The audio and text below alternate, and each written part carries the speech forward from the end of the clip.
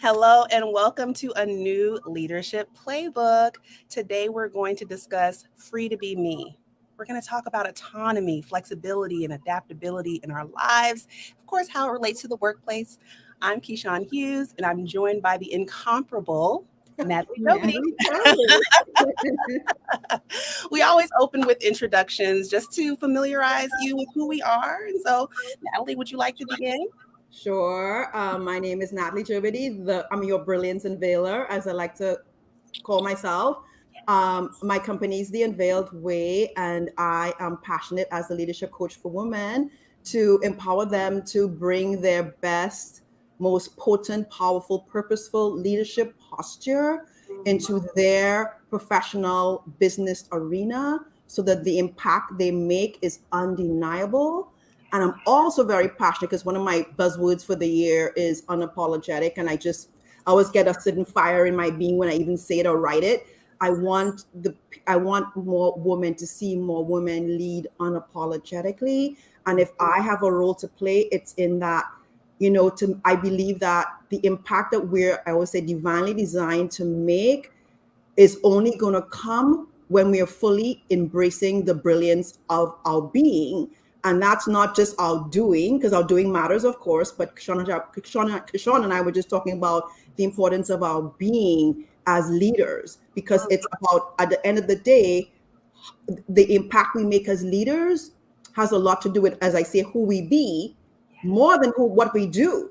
What we do is important still, but who we be is the game changing, is the culture creating, is the making aspect that so many times gets lost in the shuffle of all the have tos, the shenanigans that we feel we must put out, as especially as women. I always say I care about the men in leadership as well, but my niche and focus and passion is around women in leadership and making sure that we are able to be the best of ourselves to make the impact that we're divinely designed to make. Powerful. Already taking notes, unapologetic, culture creating. These are words that truly align with me, Natalie. And I want to share the quote before I talk about who I am in my organization that you shared with me right before we called, talking about being and the importance of being. And this directly ties to autonomy and how we show up as our divinely designed autonomous selves. Is my way of being is the number one driver of results. My way of being, your way of being is the number one driver of results, of impact. So thank you, Natalie, for sharing that with me. I want that to be a seed planted with everyone as we have this conversation. I'm Keshawn Hughes. I'm a wife. I'm a mom. I'm a business owner. I will say I'm a corporate retiree, but I still go in for consulting engagements. I'm on one now that I probably will talk about today as we discuss autonomy because it comes up in my day-to-day. The organization that I lead and founded is called Neurosavvy Leadership, where we have neuroscience-informed supports through coaching, training, and leadership workshops, and content generation to help build inclusive leaders and inclusive workforces. I'm an advocate for inclusive leadership. Inclusive leadership involves being a healthy, autonomous person and allowing others' autonomy to shine. So I'm so excited about this topic we're discussing today, free to be me. I'm curious, Natalie, because we always, after our calls, then talk about what our next topic will be for our next podcast episode. I'm curious for you, Natalie, what made this like rise to the top for you? If you go back and remember when we talked a couple I of know, because we came up with this idea a while ago. Or what's resonant with you today that you definitely make sure you want to share because it is important, because it is invaluable. Yeah. I think, I mean, we don't often use the word autonomy in our conversations or whatever, but we put it a very easy way as free to be me. And I think what I get from that right now is there's such a, what's the word to say? There's such power and potency and freedom. And when we have when we in the right posture, the right environment, the right role to give us that freedom, and I see it as tied to, because I always use the word brilliance, to bring the best of our brilliance to the game. And our brilliance is everything that we bring as a leader: our expertise, our talents, our strengths, our achievements, our accomplishments, our vision. We bring all of that brilliance. But when we have the freedom and autonomy to aim that, I'm lost for the word right now, but literally like to harness that in the way that's most impactful, like, wow, like if we all could be free as a bird in our work and feel that freedom, because with that freedom comes power and agency and authority and confidence, and that's when we can really fly. Like it's like flying, right? It is like, oh my God, what a great visual. I love thinking of animals with wings, birds, butterflies. That's what's coming to mind for me. They're so symbolic of freedom. I'm jealous when I see them soaring just on the wind, the currents of the wind. It's like, you guys are up there playing. You're playing in my face right now. It's so unfair.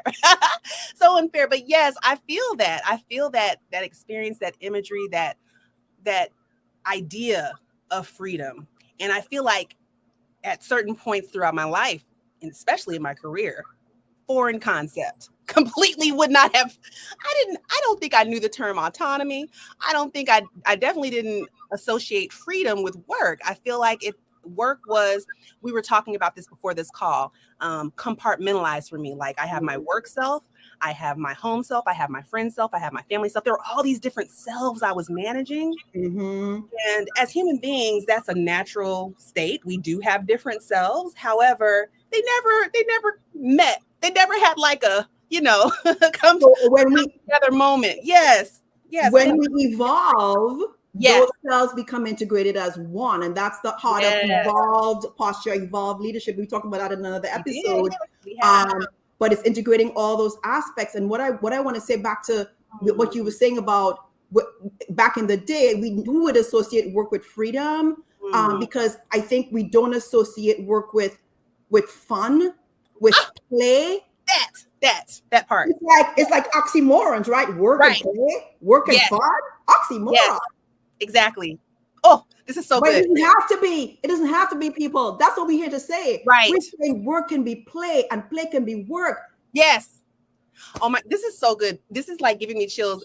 I love this because these are literally words that came up in my coaching sessions this week with career professionals, all women this week. Yes. I'm like looking at my brain like, yes, who were talking about this. This came from them, as we were co-creating the session and using the goals that they have for their careers and for each conversation we have to guide us. The word fun came up, and this was with a very newly person fresh out of college. I'm coaching, who is experiencing. She's had 3 different jobs. She's been out of college for a few years, and so she's finding her way. And she had some hesitation in our call yesterday with combining the ideas of fun with work. She has a very, of course, just coming from where she grew up, environments, leaders that she followed, people that she knows. Work was a compartmentalized experience.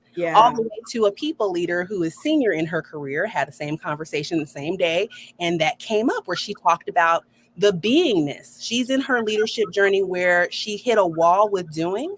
And so we started to discuss being, like, so who do you want to be when you go into a room? What kind of energy do you want to create while you're there? What kind of experience do you want to walk away from and reflect upon?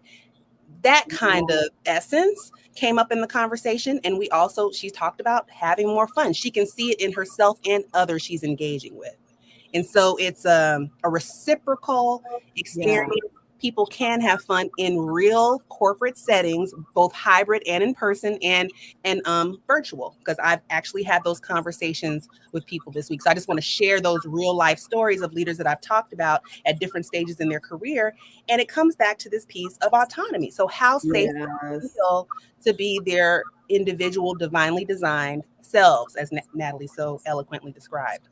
You make me think of somebody I had a potential client I had a conversation with too, I was so impressed with her self-awareness, because I know she's probably not even 35, if that. I don't even know her age, but and one of the things she said, she's looking to leave her career and find a whole new industry, and one of her criteria for that was she has autonomy, and she used the word autonomy, I believe, in the conversation, which I was like, who is that word, right? She used it, but she wants even more. And she's very aware. I want to work from home. She had very clear criteria of what she's looking for. And that's like when you have so literally was like, when you have that freedom to be me, you know your guardrails, your boundaries, your desires, your wants, you know what to ask for. So you can say, I want to work from home 100% of the time. I want to be able to be in any country I want to be, or any state, city, because I don't have to be stuck in one place. I want to be able to have the freedom to,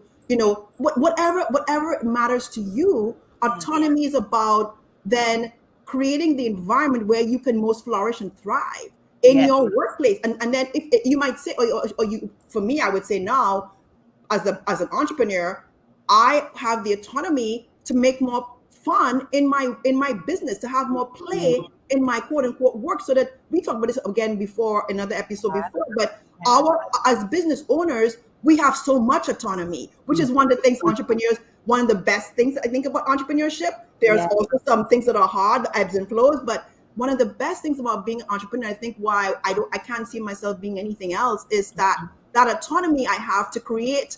And I also evolved enough to know I don't have to do it that way or this way. Even as an entrepreneur, I can do it Natalie's way. Natalie's way, the way that she best brings her brilliance out, with the work-life integration that makes sense to me, with the people that I want to partner and play with. That's about autonomy. Yes. I'm thinking of just the definition, a simple definition for people to think about I want you to consider yourself. It's self-governing. This is a simple expression in definition of autonomy, is the quality or state of self-governing. So being sovereign. So when we think about being free, yes, but sovereign to me brings up the idea of yes. Tingles. Yes. I literally have on my laptop, I'm not going to be transparent, yes, because sovereign is one of my big words. I am sovereign. I have the word I am sovereign on my laptop. Yes. So I can remind myself I am sovereign when I don't feel sovereign. Yes, absolutely. Self-affirmation is so important. I think in something that you talked about, because I'm wanting to connect the dots between these ideas of autonomous as an individual, autonomous on a team, within an organization, as an entrepreneur, as someone who works in corporate. Autonomy can come about in any of those places, in any of those environments. It is environmental. And I think what helps you understand and be able to check in with yourself if healthy autonomy is occurring for you is values. So sovereignty is a value for you, and wanting to align that with just being align your values with yourself. Am I being in alignment with my own values in this moment, in this environment?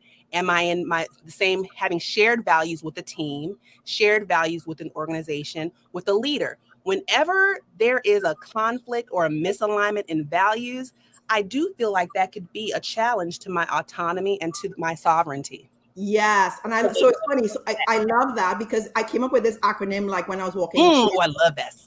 To do with our topic, and it's PAVE, even though it doesn't really have a great sound. So when you're free to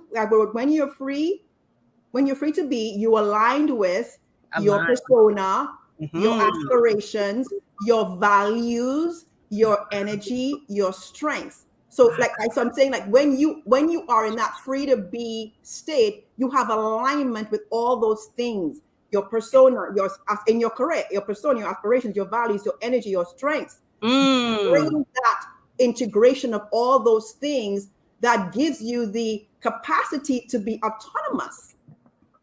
I love that. I just put paves in the comments, and I'm thinking of paving a way. I'm thinking of like that. Yes, it paves your pathway, your roadmap to personal satisfaction, purpose. Legacy. I think when you were talking about too, I don't know if this was before or after we began, but you want to just be able to check in. Am I in alignment with my goals that I've set for myself for this year, for this organization, for this team, for this project? And looking back over time, like how well was I on this path that I paved for myself to really live in a state of healthy autonomy? Yeah.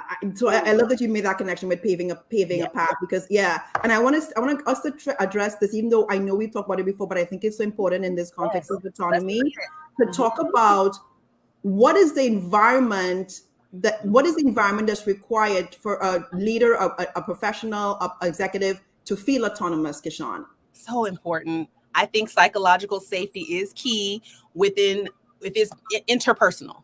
So there has to be interpersonal psychological safety. There's internal psychological safety. So can I even be free? Am I autonomous and safe in this environment, this human body environment? So health as a way to ensure that, making sure that my well-being is in order as an individual, and then going into those interpersonal engagements, one or more, I have to feel psychologically safe. So am I safe to challenge others, to make mistakes, to share new ideas? To speak my truth? Yes. Yes. To show up the way I look, as I look, like the way I want to show up. Yes, yes, absolutely. The way I feel most comfortable and confident is tied to that. I feel like, so there's the self-worth aspect as an individual, and then there's the psychological safety aspect when it's interpersonal interplay there within teams, organizations, companies, and so on. I think that's so important. That's why I brought it up, because I feel like, I'm glad you did. I mean, you can be an autonomous individual in your own right, but the environment you can be could not allow you to be that. So it's the personal, and it's also the environment that helps with the full autonomy and free to be. Because if the environment is a constrained, constricting, toxic, whatever environment, even though you have the autonomy in yourself, you can't exercise it. Right? Because that environment does not allow it. So I also wanted to talk about, and we addressed this before in other podcast episodes too, is to do with autonomy. Is I feel like one has to have, in terms of environment wise, it's connected to safety, but that sense of belonging, that sense of belonging. So one of my clients and I, we keep bringing this belonging topic up because it's one of her, let's say, touch points, if that's a word to use. It's one of her touch points, and she's realizing that her sense of belonging impacts her ability to, let's say, shine. Yes. Oh my gosh. It's so important. I'm going to go into brain anatomy here. So our autonomy is activated when we can use our prefrontal cortex. This is the area of our brains right behind our foreheads. Some people say it's the higher brain. So we have the lower, middle, and then the higher brain. This is the part of our brain that is envisionary. It's our decision-making place in our brain. It helps to calm our emotions when we feel distressed, when we feel offended, when we feel challenged and afraid for whatever reason. We have, I like to call it a pause button in this prefrontal cortex that helps to pause and calm down and neutralize any emotions or experiences internally that are not aligned with our ability to stay the course, to show up in a way that helps us to feel as our best selves. And so absolutely belonging, when we are feeling a sense of belonging, that's when this part of our brain is activated. That's when we can make decisions. That's when we can be creative and have ideas and sparks of insight. Innovation can happen. Co-creation can happen within teams. People feel safe to share. People feel safe to take their time within boundaries that are given, deadlines that are given. Okay, I know I have until in 2 weeks from now to be able to create this new initiative, right? So having the structure there, but then the ability to then be free in between is so important, so balanced. And I can do that and activate this part of my brain so that I can show up in that way as an individual with others when belonging is cultivated within a team and an organization. You said something that just struck me just now too, that I think is important to say, to make clear. Yes. When we're talking about free to be me, we're not talking about la-di-da, like, no, you know what I mean? So, I mean, we know you understand. I mean, yes, but not right. No, yes, but in this, we're talking about in a work career, in professional context, leadership context, I would say. And I want to see, when you said the word structure, that's what struck me. It's that we have to have certain, again, back to boundaries or guardrails. Yes. So even as free as a bird, but with some kind of structure of like the destination you're going. Yes. It's not, when I say la-di-da, it's not just like aimless. I'm going to be, impulsive, or I'm going to not. Right. Oh, that's so good, Natalie. So the structure is also, there's healthy structure. Absolutely. That keeps us focused on our goals, our mission, our outcomes. We need that. Yes. And within that, be free to be me, kind of, Oh my right? gosh, this is so good. I'm so glad that you caught that and we made a pin in that to bring that about. I'll just share an example. I recently began a consulting engagement to build out content for a major organization for their Center for Inclusion. And when I got there, there's a whole lot of information sharing, a whole lot of information that must be overhauled or created. And I had to start at the foundation and build some brand guidelines. I needed some structure. I needed some structure. You brought me in as this creative thought leader, subject matter expert. But what can help me? What can give me that structure, that guidance to help me know from where to start and how far I can go? But then once I have that in place, I can just play. I can then create, and it all aligns. The colors, the graphics that we utilize, the language that we use. It's all been documented within these guidelines that NeuroSavvy was able to create for this organization. And now we can play. Now we can create. And I feel safe to do so. I got check-in from the people who need to check off on that. And now we can move fast. So in the beginning, it was a slower period, the information gathering, the understanding, the immersion, if you will. But once that happens and is put into place in a structure, in a guideline, and it could be these can be whatever your source of truth is. That's what organizations use. It could be a document, it can be an agreement of something of that sort. But once you have that in place and we have that sense of safety to play, then we can play. That's a great example of exactly what we're talking about today, which is there is autonomy, and autonomy doesn't usually have walls. Like, it's free to be me. Think of the sky. The sky is limitless. Yes. In a workplace context, and even in life context, we're human beings. So when we need, there's always edges around, how we operate. And so certain structures in place, and Keshawn's example here is perfect. We're not talking about structure as in a box. No, we don't need that kind of structure at all. It's a new leadership playbook. So we don't talk about that. We talk about a big open field that has maybe some fences, back to like boundaries, where we can shift the fences as needed, but it contains us in a structure that matters in terms of value, mission, again, goals, vision. All those things are part of the structure that in a corporate setting or business setting that allows you then to play within that. And be free. And be free. So, gosh, time goes so fast. Wow, yes. I know. So in terms of what we want the audience to leave and take away with, I was thinking of a couple of things. So we can go with I think we talked a little bit enough about this, but what's the posture required to be autonomous? If you like, we have addressed that, or we should go say more. I would love to talk about it, and then we can go into our wrap up. But yes, we've talked about this, the posture of an evolved leader, posture shifting to get into your healthy leadership space so that you can feel connected and impactful personally and interpersonally as a leader. Just that posture that you need to have.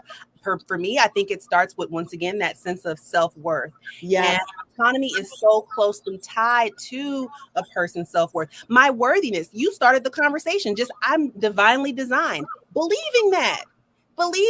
There are so many people, I'm just a cog in a wheel, or, I'm not that special. I'm not that. Oh my gosh. There is a reggae song that I used to hear when I would go into the clubs, and it was like, I'm so special. I'm so special. So special. I was literally thinking of that song before I got here today. So that plays in my mind as a mantra. No, I am so special. I am so special. I love that. Purpose. Yes.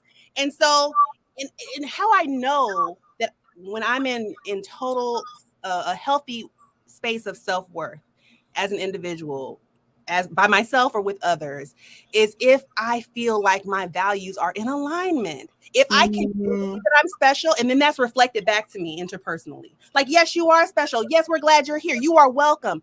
I belong. You belong. Let's create. Let's play. Let's go together. It's grounded in that self-worth, having that healthy self-worth posture, believing that you are special because you are, and showing up that way. So you use the word values, and I want to say back to self-worth. I know for me, when I feel valued for what I bring, so when I feel valued for what I bring, I'm able to have a more autonomous structure. I think it's also tied to self-worth, which I it's a big thing for women, I think, a Yes. lot of us struggle with confidence. And Yes. so when you stand fully confidently in self-assured in who you are and what you bring and who you be, then you are able to engage that autonomy. Because if you're not confident, like back to self-worth, if you're not confident in yourself, your abilities, your gifts, your talents, your strengths, any of that, how can you really be autonomous in any way? Because you're going to be trying to shape shift, people please, That's it. and that has nothing. That is the opposite of being free. So to Yes. be so another posture required to be free to be me is to be authentic, to Yes. be genuinely you, and Mm. and feel safe enough to bring that out in the environment. So there's that. I actually also said about so I wrote down again back to my one of my favorite words, Yes. that unapologetic stance. If you can really own that, like, I am sovereign, I bring this, I am great at, I'm special, I'm valuable, and I'm valued. Oh my gosh. Yes. That, I mean, you can then shift the game. You can, oh my, the impact. So that's when the impact part comes in like so much more powerfully. So when you are able to take on an unapologetic leadership posture, then autonomy is a no-brainer. Mm. It's effortless. It's like you don't have to even think about it. It's so good. It's tied into our behaviors and our habits. We can create a habit of being autonomous, and it's tied to the physiology here, our dopamine response. So when we show up and we're making decisions, and they turn out to be good, impactful decisions, we release dopamine, which is our feel good neurotransmitter, and it goes throughout our body, and that helps close the loop on a habit. So we then want to repeat it. We want to make this, okay, if I did good doing this within this structure, I'm going to do it again. And then when it's reflected back, when people are applauding you, when they are encouraging you, thanking you, that creates a bonding. It releases oxytocin to help us feel closer. And so it's this wonderful neurotransmitter, positive oriented soup that we are experiencing as individuals and with one another. And it's repeatable. It's repeatable. So often we have habits that are associated with feeling less valued. And so that is a habit we have to break. Right, because that's repeatable too, and that's not healthy. Yes. That's not a healthy one. Right. So I love you saying it that way in terms of like the habit and but so to extend upon that point, for you to repeat the good habit, the good oxytocin behavior, inducing behavior, you have to be able to take a step back and savor the success, the win, or whatever that got you to that place. So you can go, this is what I did, this is how I was, this is how I felt, and here's how I repeat that the next time. That's so good. That's when I'm sorry, I want to tie this back to what please do. Yes. As coaches. This, and again, we don't sell yes. We don't sell on this podcast, but I have to make a point here of the benefit and the gain of having that objective feedback, that person that reminds you of, remember when you did this, and to take you back in your memory bank of, oh my gosh, yes, I achieved XYZ, and this is how I felt, and here's what my challenge is now. But because I conquered that before, and my coach is reminding me of the posture I was in, I can then replicate exactly what Keshawn said. So having a coach to guide you on the journey so that you could continue to grow and evolve to be that leader that is so strong and able to be autonomous in her being is everything. It's everything. Mic drop. This is like, there's so much more we could say, but I was going to bring that up too. Having an empathetic, trustworthy in your life. Everyone's life deserves to be witnessed. And coaching is a great way to be witnessed. It's a great way to be reminded, to be encouraged, to be challenged in a psychologically safe dynamic that will help you grow. It'll help build your sense of autonomy. And it'll make you better. It'll make you better in every way. I love that.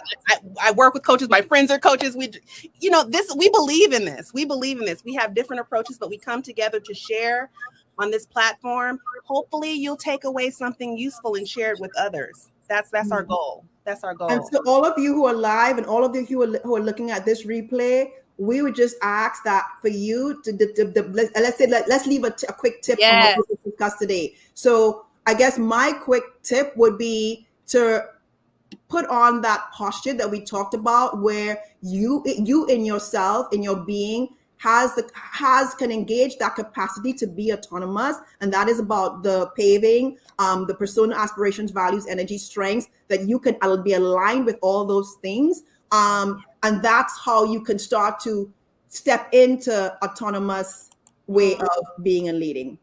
Absolutely. That's a wonderful quick tip. I just put in the chat a link to a survey that Natalie and I are collecting through this podcast series. We want to know what other topics you think we should cover. We've talked about so many were shared today. You can go back and look at our YouTube series. We had a whole savor series to talk about how to savor your success, how to savor relationships, moments, self-care that are so important to leaders, to women leaders particularly. We gave evidence-based, supportive, practical steps you can follow to do just that. And we talked about evolved leadership on this series. We've talked about posture shifting. So many of the gems, they're all related. They're connecting and tying together. So we welcome you to please take this survey, provide your feedback, and let us know what other topics we should cover. We have in 2 weeks another topic coming up that we're really excited about. That is personally touches. Yeah. Natalie, do you want to share what that topic is about? Leadership, high achievers, and perfectionism. But you had such a great title for it. I can't bring it up. I don't remember the title either right now.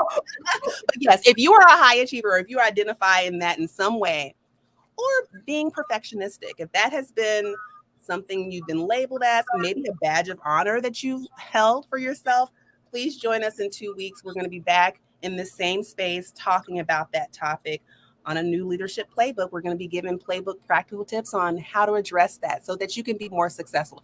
I would even say if you're operating in a perfectionistic, high achieving way, I would question your healthy autonomy. I absolutely would. Because we kind of hinted at that, like if you're trying to people please and all that, you're not able to be autonomous because you're not free, you're not fully you're not authentic to who you really are. That's right.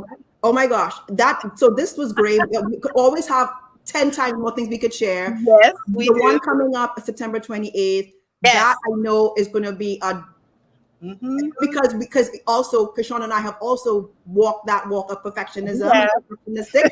So we are going to speak very authentically about our journey to get out of that trap.